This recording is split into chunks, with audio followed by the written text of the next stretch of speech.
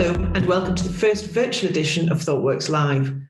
For the next few days, we will be hosting a number of exceptional speakers who will explore how organisations can adapt to changing circumstances, generate value from adversity, and create opportunity in today's new realities.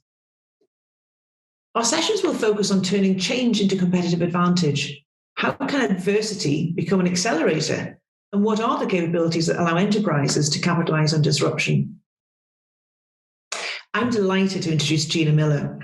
Gina is a prominent businesswoman, a passionate philanthropist and responsible capitalist, and one of the country's most high-profile campaigners.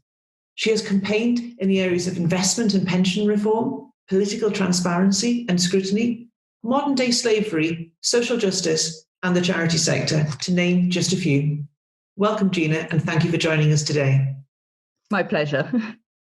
And hello to everyone.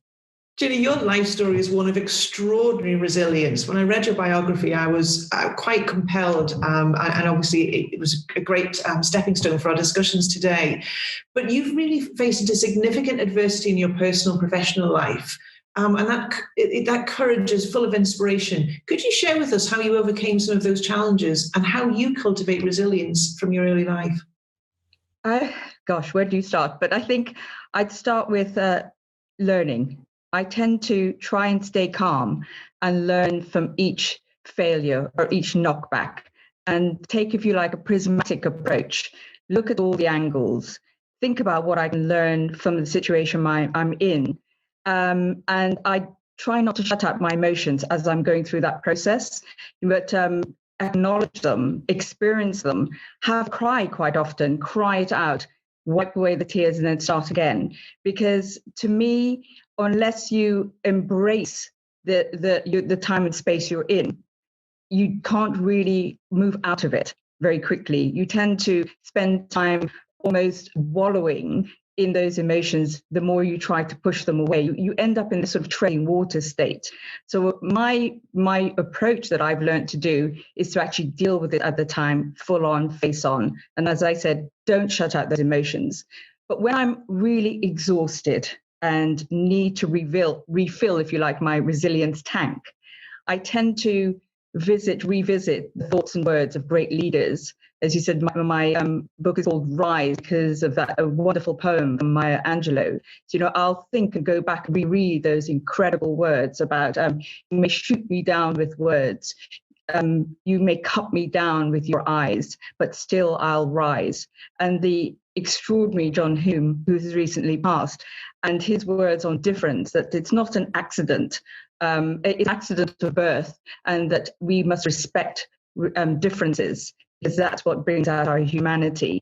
And I fill myself up with great inspirations from others, and that then drives me forward again, because we all feel exhausted. When you're a campaigner, when you're using your voice, there are always those who are going to try and silence you. So you have to learn ways of dealing with that. And that's what I've done over my life, is I've learned from the experiences. You aren't born strong. I mean, I don't believe you are. I think you learn how to handle life, if you like, the successes and the failures. But dealing with the failures gives you the tools to move forward. And that's what I try to do, fill myself with a thought process, an armory of how I deal with situations and then move forwards.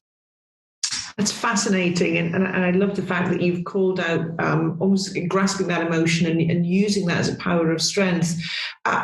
What compelled you to move towards a side of social justice and supporting things that you believe right? Because you have a very strong conviction of what you identify between right and wrong. What was the trigger for that for you? I think it's both nature and nurture. I can't ever remember being any different. I was the insubordinate child in class who kept on asking why, for probably drove my teachers nuts, or questioned my parents as we were coming home from school in the car. Why are those children not without shoes, not without clothes? I always had that instinct to ask questions and to be aware of everything and everyone around me, and want to heal somebody, wipe away the tears wherever I saw them. And that's just something I grew up with. But it also came from my parents. Both my mother and father really instilled on us that what keeps a society strong is its values and the pillars that holds up values and the tolerance and the respect. And civic duty was also a very big part of my upbringing from both my parents in different ways. So I think it was just something that was instilled in me, and now it is part of my personality. I can't think of being any different. As my husband sometimes says, I'm the big nosy Parker because he sees it as interfering sometimes, but I can't help. It's just, I think it's a responsible thing to do. And I feel my guilt that I feel is when I'm not using my voice. I sleep lightly on my pillow at night. I know I've done the best I can that day. And it's just it just becomes, the more you do it, the more it just becomes part of your personality. I'm sure. You see, people aren't born strong. Do you think they're born as business leaders? Or is that taught or learned? I think you can do a bit of both. I think from my experience and some of the greatest leaders I've met, entrepreneurs I've met, there's something quite, we're almost outsiders, I'd say, in an odd way. We are not conventional thinkers. We're much more willing to take risk and live with the consequences of failing when we do take a risk. And again, I think we're sort of slightly misfits in a way, because conventional structures, both physically and intellectually, don't necessarily fit us. I'm always sort of looking from the outside and peeping in and thinking, well, how can I change what's inside and the outside and break down that barrier between things? And it's just, as I say, it's a way I think about things, and I think great leaders tend to have that. I mean, I'm not saying I'm a great leader. What I'm saying is I'm somebody who will take up the challenge. I will pick up a baton when it's dropped. And that's just something that I do as an instinct. Gina, we couldn't have you with us today and not touch on Brexit. Of course, that was one of the most high-profile campaigns, and I think it certainly put you into the spotlight in the UK public's eye for sure. That must have required a significant amount of resilience. It was very public. And then coming out of that campaign and facing into the challenges of a global health pandemic that clearly none of us foresaw, what was that like for you as a businesswoman, a wife and a mother? The whole experience has been quite extraordinary, but different for me, because once I stood up for Parliament and I brought my two cases, the threats and abuse that my family and I received meant that we almost went into lockdown. It's an odd thing to say, but for the last 3 or 4 years, we've been living a life where we go out very little. If I do, it tends to be almost in a disguise, not myself, so recognized, hopefully. I don't go with my children because I'm worried that if something happens to me, if I'm attacked, they would be with me. So in an odd way, the lockdown was a relief to us because everyone was experiencing what we were experiencing. And it actually allowed me and my family some freedom, because everyone was so occupied with dealing with the pandemic, and the attention was taken away from us. So we were left alone, if you like. So it did, in an odd way, give us a sense of relief. But what it does, and it has done, is heightened from a business and personal perspective, like for everyone else. It's the height of uncertainty, and it's learning to live with uncertainty that I have been practicing, or almost, for the last 2 or 3 years. And that both in a business sense, because of the unknowns of what will happen with Brexit, but now we have even greater unknowns due to the pandemic. So I think learning to live against a backdrop of uncertainty is something I think all of us are going to have to live with. And as business people and leaders and managers, we're going to have to learn new skills of how do we manage, uncertainty, not just in the workplace, but our staff dealing with uncertainty. The watchwords for business have tended to be inspiration, diversity, flexibility. I think we're going to have to add new watchwords as leaders: compassion, authenticity, caring, because we are going to have to learn to care for our staff in a very different way as they assimilate uncertainty and live with it. And we're going to have to learn to look after ourselves when we now take on this new role, because we're going to have, I think our role as leaders are going to change. It is going to be about being carers as well as leaders and as well as managers. It's interesting you talk about sort of new leadership skills, and you have significant experience about turning potentially negative forces into positive outcomes. And as we continue to navigate this crisis and the aftermath of what that is, and survival for many organisations for sure, what learnings from this crisis do you think business leaders should consider as they're transforming their organisation, and what should they be adopting by way of new ways of working? I think we're already seeing that there's going to be a hybrid structure to working, with remote working and some staff in situ, as it were. But that's going to be a different sort of skill based to manage that hybrid workforce. It's not going to be the same as being able to do it on a face-to-face basis. So those are skills I think we're going to have to learn. But also, I can see that to survive, organizations may well decide to become much flatter in their organizational structure. And what that will mean is that we could see the hollowing out of more middle management posts. And what you get is the leaders closer to the employers, which I think psychologically and physically is a better thing as we go forwards into a better, more progressive future, because I think that will make leaders more responsible. Because I would argue that some of the light that COVID has shone on us as a society is that we haven't had leaders who have been as responsible as maybe they could have been in the past. So I think that flatter structure through necessity of survival, of organizational survival, will mean that managers are actually closer to staff. And I think that's one thing I'm already hearing organizations talking about. How do we survive? And I think middle management will be the place that people start. I understand. And, Thoughtworks is an organisation that's non-hierarchical. It has a very flat structure, and we would advocate that leaders do need to be very close to a full workforce in order to be an adaptive organisation and be responsive and get that pulse for what's happening in the marketplace. With that lens, I'm curious to understand what your views are and how technology can enable that. Because, of course, today, as an example, this interview would have been face-to-face. We would have been meeting in person, and through circumstances, we're now recording this. But I'm just wondering what your view is on technology as a positive, and do you see any challenges in technology enabling work transformation?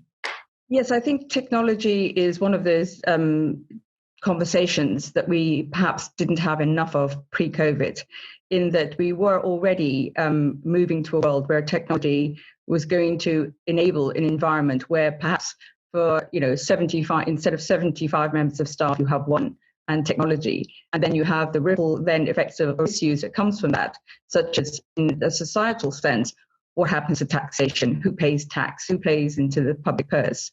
If it's, you have a smaller workforce, more reliant on technology. And I think those are some of the issues we're going to have to start talking through about as we move forward post-COVID. But technology, I think we need to be cautious. Technology I see as an enhancer rather than a replacer always. I think we do need to still have the human touch. Technology can enable efficiency. It can enable our reach and around the world. But there is a danger that if you have a workforce who can work from home via technology, why does that workforce need to be in the UK? If you think about what happened in our manufacturing sector when China opened up and people discovered it was cheaper to make things in China, it completely devastated our manufacturing industry, not just in the UK, but in the West. Now, if we have a workforce that can be higher skilled, cheaper, not bound by the same health and safety rules, be in another country, but still working for us, that's an interesting dilemma that we're going to face. And I think it's one we need to start thinking about, the implications, the ripple effects of remote working and enhancing or using technology. How will that end? Where will that end? And what will the impact be on the UK workforce? So I think we have to be cautious and not jump on the technology bandwagon, as I'd say, without understanding as I go back to my prismatic thinking through all the consequences, intended and unintended, of technology. Certainly speaking with industry colleagues, etc., and what I'm seeing and hearing in the workplace, and I'm keen to get your views on this, is that for many organizations, they're seeing remote working as a way of cutting costs. And I think you've touched on that, jobs could go to other markets. But those organizations who are close to their customers and close to their workforce are actually seeing an improvement in productivity because people can work from home. There's a high level of engagement. They're seeing more application coming through from female members who perhaps would have been excluded from the workforce before because they can work in a manner and a routine that fits their lifestyle. Do you foresee this as an opportunity to actually start inviting different communities into the workforce? I think that will also be a benefit. Again, it's a double-edged sword because I think you'll end up seeing more women and that's a positive because normally what happens if you look back at financial crises, depressions, economic downturns, it tends to be women who suffer, who are made redundant and the lower paid. But, technology now means that maybe more women will be kept on. But the problem with that is, again, the unintended consequence is then you have women working from home. We've seen this through the pandemic and experienced it. Perhaps you have, lots of my friends have, and I, is that when you're working at home, you're then taking on another role at home. You suddenly are doing all the housework, or, you're doing the home jobs because you're being mother, wife, you're doing all those roles, then also working from home. So you have to think, are women then suddenly going to have to be more superwomen almost, that you're taking on so much more from the home rather than the relief of going to the office? Because actually getting out of the house and going to work is psychologically and physically a positive because you actually can leave some of that home. The change of environment is good for our mental health. So, we have to think about all those things. We have to think about the mental health of being in a home. You're not having that relief of going to work, but you're having more and more responsibility when you're in situ, and people rely on you more because you are there in the home. So that, we have to think about this very carefully. But I think, again, it's we have to see how it works. I think the hybrid approach where we have, I saw some data yesterday that in the UK, we, compared to our European peers in the workforce, we have more home remote working than most of our European competitors. And what's interesting is that they're doing that hybrid approach. There are more countries where people are going into the office 2 or 3 days and working from home. And I think that balanced approach is perhaps something that looks after people's mental health as well as productivity. Indeed. And I'm keen to hear your views on boardroom representation, because it strikes me as if organisations are to make that change, then that change needs to be mandated and supported and championed at very senior level. Now, we've seen representation in boards be criticised, FTSE not having enough female representation, enough BAME representation. We can't help but have seen an awful lot of in the press how BAME communities have been significantly impacted by the COVID-19 pandemic. How do you foresee the future of boards manifesting, and how will that positively or negatively impact results for organisations? I find it extremely frustrating in my world, in the city. That we're still having this conversation about diversity, and the diversity dial hasn't moved. In fact, there's research just a couple of weeks ago looking at 650 of the main deal makers in the city, and only 6% are women and 1% are from the BAME community, which is extraordinary in 2020 that those are the percentages. And in fact, they've gone down rather than increased over the last 4 or 5 years.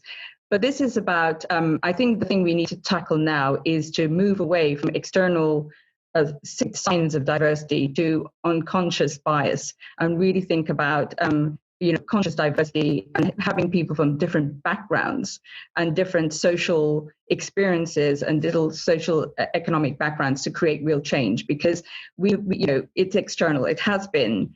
I go back to something, I don't remember if you remember, in 2016, there was a Women in Finance Charter. There was a huge fanfare about it. And if you look at it, there's 17 pages of people who signed up to this. It was updated in June this year.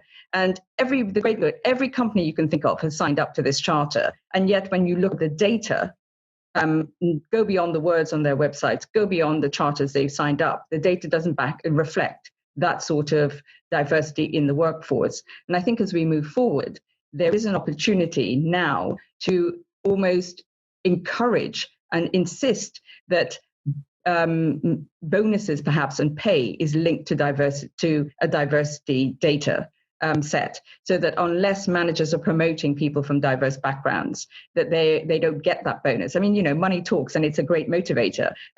So there are some really interesting ideas about how do you motivate people in positions of leadership at the moment to actually bring up a different succession board, if you like, and mentor them in place, because there's a lot of effort that's been made at entry level to bring in people from different diverse groups. But then they reach a sort of ceiling at middle management, and then they don't seem to go any further. And so now I would say the focus is on that top tier. We haven't moved the dial enough. As you say, the FTSE 100, cultures come from the top of businesses. Unless you have a diverse mindset at the top of the business, that's not going to trickle down to the culture within that organization, whichever organization. And I think we need to really concentrate on the diversity at the top, not at the bottom. So when you were speaking at the beginning of our interview, you were talking about organizations needing to be more authentic, more transparent, leaders to have more of that emotional connection. I'm just wondering, as we come out of this pandemic, and you spoke there about organizations having signed up to a charter in 2016, and here we are, 4 years later, and there's been very little progress, and arguably perhaps in a pandemic we may have gone backwards. ESG ratings, environment, social and governance ratings, tend to have a degree more focus. Do you feel organizations are genuinely going to come out of this pandemic and start acting and behaving differently as they transform? My reason for positioning that is, as businesses start to need to modernize and digitalize their own organizations, and the pandemic will have accelerated that for many, if not indeed all, as a business imperative. If behavioral attitudes don't change, then the dilemma surely is analog behaviors in a digital world, and that clearly doesn't work. So is this going to mandate that change, or is it really going to happen organically? My feeling and my instinct is I think it will be more organic than that, because if you look, you mentioned ESG, that's a whole different conversation and interview we could do, because I'm very, very concerned about ESG and this whole trend, and I'm concerned at it as a practitioner, as an owner of an investment management company, that we're seeing a lot of people, there's a huge uptick in the trend towards wanting a good return, but also to do good with your money. And a lot of women are now investing along those lines, much more than men, actually. It's already, the data is already there. But these companies are self-certificating that they're fulfilling their ESG mandates. We saw this recently. There was a problem with a company called Boohoo, because lots of different companies, they were top rated as an ESG company, but that's because they marked their own homework. And one of my problems with ESG is that we've got a trend that's almost out of control, but we haven't organized, if you like, the benchmarking, the data points, the regulation around it. So everybody's deciding that they are ticking the box, but who is independently looking to see that they're ticking the box? And I think, ESG is something we again are rushing into, but we need to slow down a little and make it a fertile, transparent environment before we invite in investors. So, I think companies, there's a lot of work to be done around ESG, and a lot of pre-COVID, the emphasis was on the environment. Now we're moving to sustainability and governance, and that is right. The three should be balanced equally. So I think we're moving to that stage now, but there still has to be an agreement about how we actually fulfill that reporting and accounting of ESG. And as we go forwards, I think organizations are going to realize that consumers have actually changed through the pandemic. The consumer mindset is looking for authenticity. It's looking for companies who are responsible with their capital and their profit. They're looking for companies who are connecting with communities. So the customer mindset change and shift is something that companies are going to have to reflect in how they operate, in their services, their goods, their advertising, their communications. The overpromising, if you like. People, as you awaken and you make them almost like an animal, people become more alert to what companies are saying and brands are saying. They're much more, their authenticity radar is awake and alert. So companies are going to have to make sure that when they do and say things and the products they are producing actually fulfill what the new consumer is looking for. Indeed, and the consumer now can be very vocal, and of course, social media and other outlets has enabled that. The one thing I want to say about technology is that AI, because we're moving, because technology and AI are two different things. But one of the early concerns about some of the software and some of the programming is that it's using old data. So it's looking at data from the past. And we're already hearing experiences of inbuilt biases that are coming from the analog world to the online world. In that, just to give you two examples, is that if you look at teams that have been successful and have brought in the most in the past, most revenue in the past, and they're made up of men, then the AI sees and learns that and thinks, well, that's the makeup for the future, because it's looking at old data, not new data. So it will learn and correct itself as more data goes into these AIs and into these formula programs. But right now, there is an inherent bias that is not towards diversity of women. And we've even seen it in things such as Google Translate. You put a bit of text into Google Translate and it will automatically say a nurse is female and that a lawyer or a boss is male. It automatically translates things into a certain gender. So it does have a gender bias in it. So we have to be careful about the data and the programmers who are actually producing the tech for the future. Are they in building their own biases and biases from data from the past? You've touched on a really interesting topic there. Our Chief Technology Officer, Rebecca Parsons, has spoken very recently about ethical technology and how technology is built, and all of the considerations about not building in bias into the products and services that we develop for society, which takes us back to, if you have adequate representation, then you can start to eradicate some of those biases. As we hear businesses talking about getting back to normal, is that a real option, or is this really an opportunity to remake the future in a new and positive lens? I think it's unrealistic to think about going back to normal. And I'd say stop the back, look to the forwards. And because with Brexit, with the pandemic, actually, according to scientists, possibly a series. We're going into a time of pandemics, not just from the point of view of COVID or illnesses, but also pandemics in plants, in animals, in insects. There are different sorts of pandemics that we could be encountering as we go into the future, into the next few decades. So I think it's almost sort of going through the 5 stages of grief, of loss. And I think, there are, as a society and as business leaders, not everyone is at the same stage, but at the point that you get to acceptance that there isn't going to be the old norm, it will be a new normal. The sooner we can get to that acceptance, then we can use our energies positively to decide what that new normal will be. But my view is, at the moment, we have a lot of fantastic conversations going on, but I caution when I hear people saying with such enthusiasm that it's going to happen soon. I think change always takes longer than we expect or we anticipate. And if we really want to use the political words that are being bandied about at the moment, build back better, I do think this is an opportunity to do that. But it's going to take tenacity. It's going to take time. I think we're going to have to shift from short-term to long-term thinking and accept that we need that future, that better future that we want for our children, grandchildren, is going to take time, work, and commitment. A lot of energy is going to need to go from all of us collectively to ensure that change, rather than reverting to maybe shorter-term behaviors that have just turned out to be plastered over, as has happened so many times in the past. So yes, there are huge opportunities, but don't underestimate, in my view, my message, I think, to people, how much work it will take to actually achieve the change that we all want.